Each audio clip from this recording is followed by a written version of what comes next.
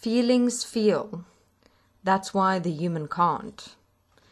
So I'm sure many may ask what the above statement means. So let me explain. If we have a look at our feelings, this being the positive experiences, but even in human consciousness, there is, for most part, not a distinguishing between what emotions and feelings are, because they're both used synonymously when they're not in fact. Emotions are the negative energies or experiences, such as anger, fear, hatred, anxiety, nervousness, etc.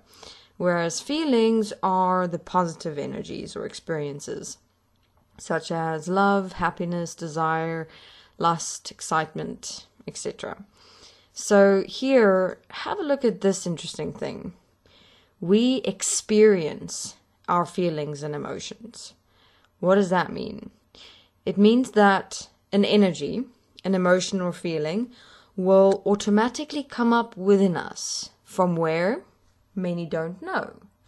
Then, as the energy comes up, we experience it as though our beingness touched the energy coming up. And in and as that touch, we then experience the energy. Same as we touch a tree or a petal of a flower. In the touch, we experience what it feels like, but this is physical, real sensations. Yet, even within that touch, within that experience of and as the touch, it's not real in that touch and the experience we get from it to describe what it feels like is an interpretation. We are not the tree bark we touch, for example. We are not the petal we touch. So we do not in fact know the real experience of and as the bark itself or the petal itself. So the same with energy, with emotions and feelings. You do not know what energy in itself is in fact like, what it really in fact is, because who you are is not the energy in fact. You're just experiencing the touch thereof as the interpretation. So the question then here, is it really in fact us, our beingness, that feel? How can it be if it is an interpretation, a touch, that creates or produces an experience when or as an energy comes up in the mind and the body? Here, what you have to understand is the mind-being-body relationship we exist as. Consciousness is producing the energy, emotions and feelings from the body. And with your beingness trapped in the mind and the body, you are only, as your beingness, the receiver of energy, interpreting energy, experiencing energy.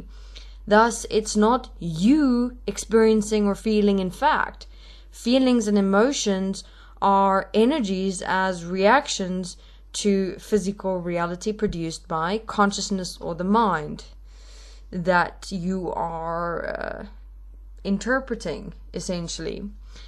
This is why humans don't in fact feel, cannot feel, and cannot thus even conceive the reality of feeling and experiencing what is real in and as the physical body and this physical existence. I mean, this is why it's so easy to not care about the endless amounts of animals, plants, earths, humans that are really suffering in and as this real physical existence. Because everyone is trapped in consciousness, in the illusion of feeling, of experience, as an interpretive relationship to an energy produced by consciousness at the sacrifice of the physical body. And as we have asked before, if we were actually physically aware of real feeling, real experience of our bodies, of what other humans are physically enduring, Would we accept and allow this world or humanity to continue existing as is? Would we then not stand up and not accept and allow such a way of life and living at the hands of the current world system or money system?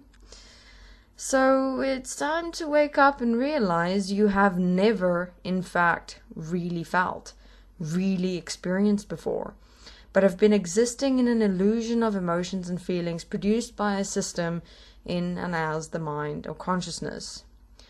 Time to walk the process from consciousness to self or physical equal and one awareness, and learn what it means to really care, to really take responsibility, to be real and not just in an illusion, interpreting an illusion as energy of emotions and feelings.